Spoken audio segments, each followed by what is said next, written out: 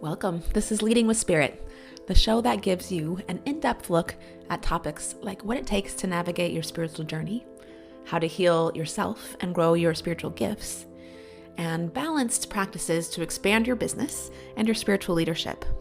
I'm your host, Spirit Bird, shamanic teacher, healer, and author, here to guide you on your journey to becoming your most potent spiritual leader. Are you starting or scaling your spiritual business? Perhaps you have had some training and you're ready to get out there and offer your work and share it with others, but you keep finding that you are putting offers together, starting a business, renting a space, and people just aren't coming. Today, I want to share with you the back to basics on growing a spiritual business. And so I'm going to talk you through the most important things that you need to have for a good foundation in your business that you will be able to use over and over and over again to either start and grow your business and get it off the ground so you're not running in circles and doing a bunch of work without any payoff or getting to do the work that you really love. Or if you already have a spiritual business and you are getting ready to scale and to bring it to more people and grow your business in that way, all of these foundations I'm going to share with you today are so important to have set up in your business and important for your foundation so that you have a place to grow from.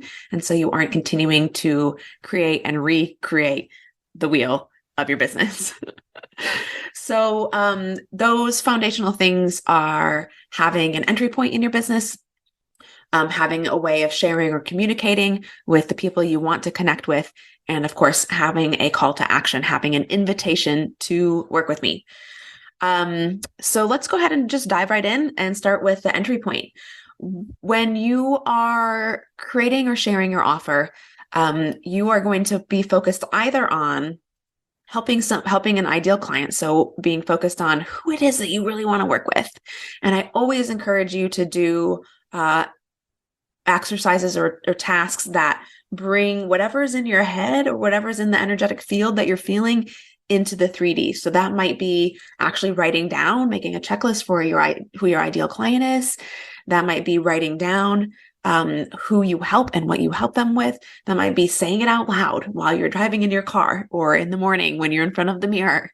All of these things help bring what's kind of swirling around into the 3D, which allows it to come to you much easier.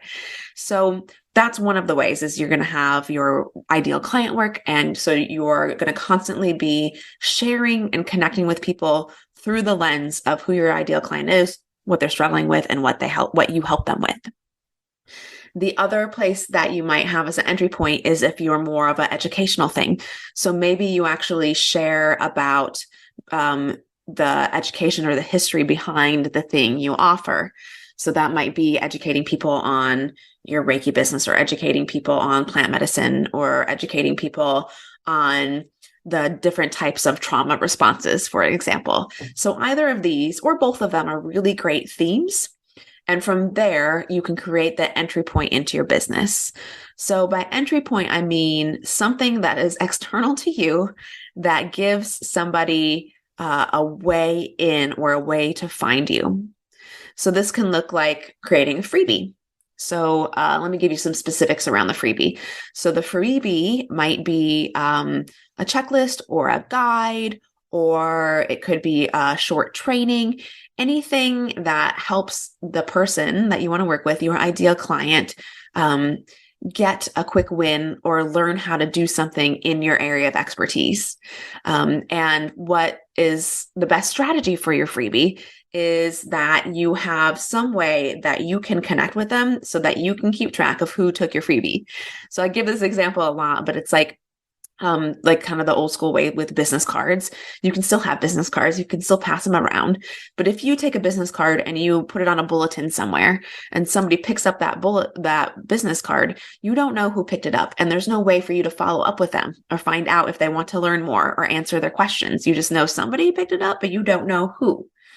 With a freebie, you are going to be requiring either that they opt in to your email list in order to get the freebie, or they have to contact you and you will send it to them directly. You might see a lot of people doing this on social media where they're like, drop an emoji below and I'll send you the thing. And I know it might feel a little bit cheesy to you sometimes, but also it works. The whole point of marketing is that you get to connect with somebody.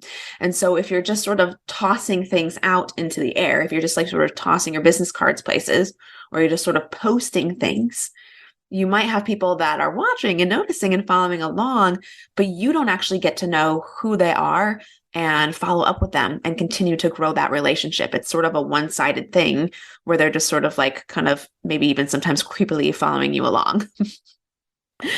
So having a freebie that requires that you guys actually make connection is a really important foundation for your business. And also that also gives them a better experience. So then they can actually engage with you and get a teaching or learn something more than just like kind of reading a quick blurb about what you do. Another great way to have an entry point is through something like a podcast or a YouTube video series. Similarly, where you offer people short trainings that give them some wins, that help them along in their process, and that help to show your area of expertise so you can demonstrate the knowledge that you have, the wisdom you have, the skills you have, whatever they might be, so that then when they're ready to take the next step with you, they already have you in mind to be able to help them because they've seen how you were able to help them already. Another great way of having an entry point is to do a workshop. And I want to say, you probably have seen a bunch of webinars. There's all kinds of free workshops, like free challenges that people offer, or they might offer a free short workshop. And I just want to remind people that these don't have to be online. For a lot of us that are getting tired of doing everything virtually, and maybe you're not. I mean, I know for me, I love to be in person with people, but I also like to do things from my home. I can be a homebody. And so for me, it's really comfortable to be able to do things virtually. And I know how powerful my work is. And I know that people get the same results, whether we're virtual or in person. In fact, sometimes I actually think that the results are better virtually than they are in person because as individuals, we can be more relaxed in our home or, not overwhelmed or overstimulated by a group of people around us. But that's a side note. Just remember that you can offer a free workshop or a low price workshop or a high price workshop in person. And this is also an entry point to your business. What you have to keep in mind with these workshops sometimes in person is to be able to always have the next step available for the people. So this is where I would say the next foundation in your business is always be thinking about what is the next step that your client can take? How can you help them past the point that they're at now? And so if you're offering a workshop, what a lot of people do online is to offer a free or low priced workshop where you then get invited to take the next step with a person that might be a higher price. So for me, I have a few different entry points. I have a free guide that's How to Shamanic Journey for Life and Business. It's the first freebie I made for my business. It's still my favorite because it both shows people how to journey, which is a really important part of shamanism, actually something that I'm learning a lot of people don't even know. And it's super easy to use and it's like a no-brainer for people to sign up for. There's no commitment on their part. They just get to learn about this thing that they're curious about. I also use the podcast, which for me is super fun. For me, this is like the way I play as an entry point into my business. It is strategic in the sense that I'm probably speaking to my ideal client and the crowd that I want to work with, and people maybe get to know me or get to see some of my expertise. It's strategic in that I'm inviting you to take the next step, but it's also a really fun way for me to engage and connect and communicate with people. And so for this, you've probably seen me go, I tend to work with, working and growing your spiritual gifts, the inner work required for self-healing and growing your spiritual business, and shamanism, right? So these are my 4 core areas of topics. But within those areas, I have endless content. I never have to worry about creating content or what should I do next, because I literally have like a journal with like lists of things that I'm so excited to come here and share with you. And I get to like deep dive into the work that I do and where I'm thinking, what I'm processing, and what I'm noticing in the field, and what I'm noticing in my clients, and what I'm noticing in spiritual businesses and the way that they show up. So for me, this is an entry point into my business that is fun for me to create. And it works well because I'm doing it from a place of fun rather than like, what is the perfect step that will lead this person from here to here? So people want to come and listen because they can sense my fun, and there isn't that like pressure of like trying to create this perfect stepping stone that will like funnel you into my world. You're already in my world. You're welcome to stay here and listen for free. You're welcome to take the next step if you want to grow your gifts, become a certified shamanic healer, and grow your spiritual business, right? But this is the important piece, is having that next step. So if you're offering a workshop, either online or in person, have that next step ready for the people that are there. And sometimes we can get stuck on feeling like we want to, like, it's in order to grow our business or in order to have sustainable income, we need to offer a bunch of workshops all the time. And we do them at low prices because it feels like people won't pay more. And then I've seen this with a lot of healers. Then what ends up happening is they're like traveling a bunch, and it probably feels fun at first, but it gets exhausting very quickly because you're traveling a bunch. You're having to pack up all of your gear. Maybe you're going and delivering like a sound healing, or maybe you're going and delivering, a yoga class or a workshop of some kind that's short. And while it brings in some income, if you don't have like a really clear, solid next step, you're missing a really important part of the foundation for your business. And it's more than just like, come to me for a Reiki healing, or just like, I'll come, you can hire me to do home clearings in your house. This is like, who is my ideal client? Who are the people I want to help? What is the thing? What is my unique skill set that I've been designed to help people with? And can I put it together in an offer and then actually offer it to people? It's something that's desirable, that they want, that will totally change their life. That isn't just a quick, like, come save me, or a quick, like, come fix this little thing in my home. You would have to have a huge audience for you to be able to do that sustainably. It can work for sure. But it tends to be a lot harder to get traction and get off the ground. But if you have this next step offer, you can put on a workshop that hopefully you make some money at. But even if you don't make a ton of money off of the workshop, ideally you will be inviting somebody at that workshop to take the next step with you. And then at that point, their investment in the next step with you is totally worth it for the energy that you put into the workshop, right? So anyway, I just want to emphasize that, because I know a lot of people, I hear this from a lot of clients where they're getting tired of doing everything online. And it's like, there is nothing that says you can't go do a workshop in person, or go to offices and offer to do a free training on something that would be ideal for them, or go to, a medical center and do a free training for their staff on de-stressing or anxiety, or whatever your area of specialty is.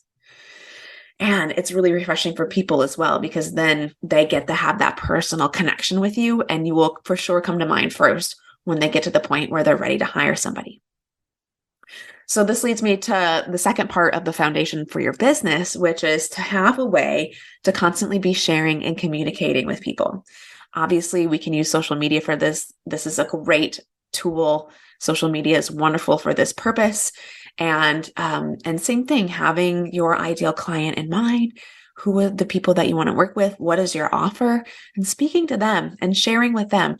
Don't worry about the people that maybe don't understand what you're doing. They're just going to scroll past, or they're going to get curious, but you're not going to be able to be everything for everybody all the time. And really, actually, most of the time, that's not a good practice for your business. And the people that are friends with you and love you and care about you aren't going to stop following you because you're talking about your business. In the same way that if you were, if you were a chef, a professional chef, and you posted pictures of what you're serving that night, I mean, part of that is marketing, right?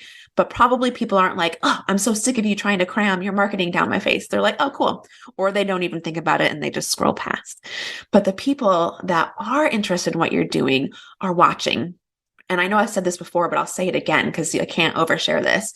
When it comes to sharing on social media, sometimes it might feel like we're putting stuff out there and nobody's paying attention. And again, there are specific strategies for how you can share in a way that invites people into the next step, which I'm going to be sharing with you in a minute. But I want you to know that even if you aren't getting a lot of direct interaction, people are still watching you and they're still paying attention. You can know this. I personally have had people that I've touched in on once and never heard from again. And then a year later, they end up signing up for my program. And it feels like it's out of the blue. And then when I talk to them, they let me know that they've been actually following me for years or a year. So just know that it's not always going to feel like, that everybody's like waiting for your next thing, but they might actually be waiting for their next thing. I do that myself too. I follow people. There are people right now that I know that I am planning on hiring when I get to a certain point in my business. And I don't sit there and like every single post they put out. And even though I already know that I'm going to hire them, there are even posts that they've put out that I'm so grateful for because they give me clarity at where I'm at right now, which further enforces for me, like, yes, you are the one for me. So I already know I'm going to hire you. It's just a matter of when. And so if we can have that trust in ourselves that in fact, other people are seeing us that way too, it can give us motivation to continue to post and continue to share. And of course, you're going to grow more and more engagement when you're doing it from that place of trust and love, and just doing what would be helpful for the person where they're at right now. So you always want to have a way of continuing to share and connect and communicate. So again, social media is one great way to do that. Emailing. I love email lists. There have been times where I haven't because I felt like I was bothering people, but then I had to remember, oh, wait, you signed up for this. You agree. You actually signed up. You wanted to be here. And if they want to stop following you, that's fine. There's nothing wrong with that. You've already made a connection. When they're ready for you, they'll either come back or they weren't for you in the first place. But having your email list and talking to them on a regular basis is also a really important part of the connection process. And, when I think of marketing, the word that I use is actually connecting. That's what we're doing here. That's the purpose, is like finding ways to connect, making it more authentic, and giving people what they need so that they can get to where they want to go. And so social media, using your email list, and actually talking about it in person. And this is something that I'm still growing in myself. Sometimes I shy away from it. I'll be like, I'm self-employed. But obviously, people had successful businesses well before the internet was around. And one of the ways that they did this was by offering free trainings and by talking about it and telling people what they do. And there's nothing wrong with that. There's nothing wrong with telling people what you do. It's not being pushy. And a lot of times people actually want to know. So if we can actually keep that in mind and share what we do from a place of believing that people are curious and we're not actually intruding, and trusting that if they don't want to hear it, they can just cleanly tell us and we don't have to be offended, it makes sharing what we do a lot more easy and a lot more fun. So just keeping that in mind, that one of the best ways to bring in clients is to tell people what you do in person when you're in group gatherings, whether it's online or through your email list. And then last but not least, of course, is to always have a call to action. So when you are putting on a workshop, when you are putting out a freebie, when you are putting out a podcast, when you're talking about your work, having a call to action means inviting them to do something, inviting them to take a next step. That might be like signing up for your email list so they can get your freebie. That might be, now that they have their freebie, inviting them to a Facebook group, or inviting them to book a call with you, or inviting them to your program. That might be, if you're doing a workshop, telling people about the work that you do outside of the workshop and giving them a call to action about how they can get in touch with you next. That can be, the call to action can be as simple as comment below if this is you, or share this with someone. Always inviting them to take the next step both empowers the person to feel like they can be involved with the process with working with you, which a lot of times people are actually excited to do. And again, if we can settle into this place of knowing that and trusting that, then you're going to find people engage with you more, which makes it more exciting for you and it makes it more exciting for them. And that just snowballs into more excitement all the way around, and leads to better results for you, better results for your clients.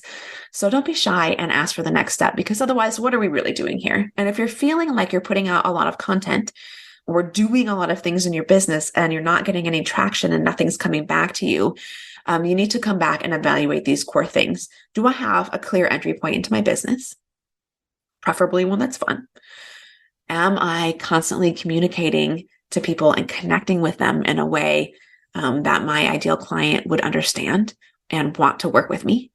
And do I have a call to action? Am I giving them a step to take so that they can work with me, or so that they can help themselves through one of my free or self-study options?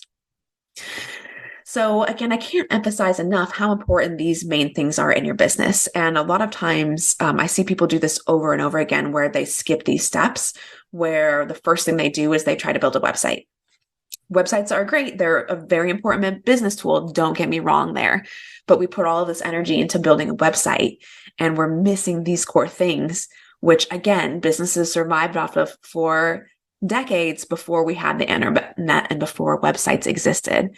Again, having an entry point, having a way to communicate, having a call to action. I see this with healers all the time, where they then go to try to buy or rent a space to work out of.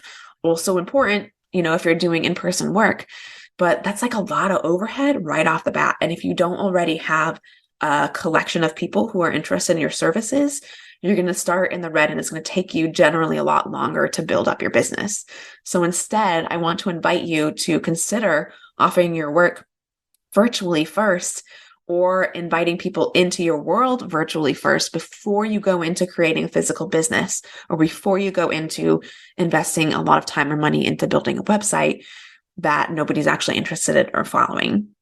Right? And so these are the tools that will help you do that. And if you already have a spiritual business or business in general, and it's doing well and you're ready to take the next step, then you want to come back to these core things, double check that you've got them working well, that they're doing well for you, that the things are leading to the next step, that people are engaging with them, that people are responding. And then you actually just want to double down on it and do it more, instead of trying to bring in other things that end up distracting your clients from what it is that you're actually trying to offer them and show them. So I hope that this is helpful for you. Reminder that I have a self-study guide for how to grow your business, how to do 5-figure months. I'm going to walk you through the core permission blocks for you as a healer, how to spot your sabotage patterns and how to move through those. And then it also includes some video guides and some worksheets for how to create that offer for your ideal client and the steps you need to take to get these things into place so that you can have regular 5-figure months working with people that you love.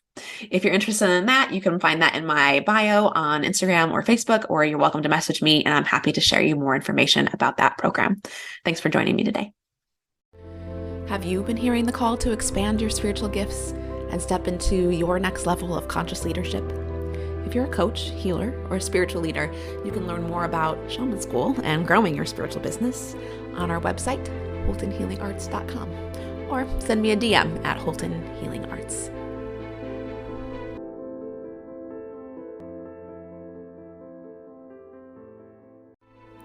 Welcome to today's Member Query episode, where we explore questions about spiritual paths, intuitive gifts, growing a spiritual business, and shamanism. Do you have a question for us? Send us a DM at Holton Healing Arts. So then, answering questions that came up from my last member query around the common mistakes that people make when they're starting a spiritual business, like the first 2 things that most people do that are the wrong moves to make, which is investing in a website or investing in a physical space. So what to do instead? If you're going to put time or energy into anything, it's into learning and developing what your offer is. If you don't know what that is, then come to Shaman School. If you have some spiritual gifts and you are feeling like you want to make a pivot in your business, come to Shaman School. If you are ready to leave your job and move into a spiritual business in the first place, come to shaman school.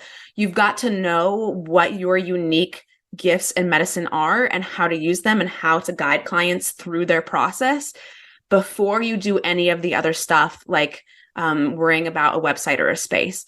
Those seem like the things to do because it's like, oh, let me go ahead and put an offer out and then I can start making money now. But they usually actually end up being more expensive and taking more time.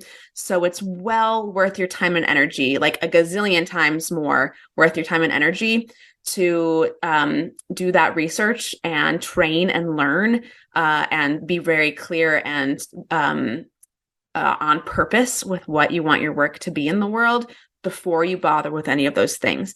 Now, once you're clear, once you have an idea of what your offer actually is, and you've done some research and you've had some practice doing it and working with other people, then what I would recommend is you work on creating an email list and having some sort of digital asset that leads people into that email list.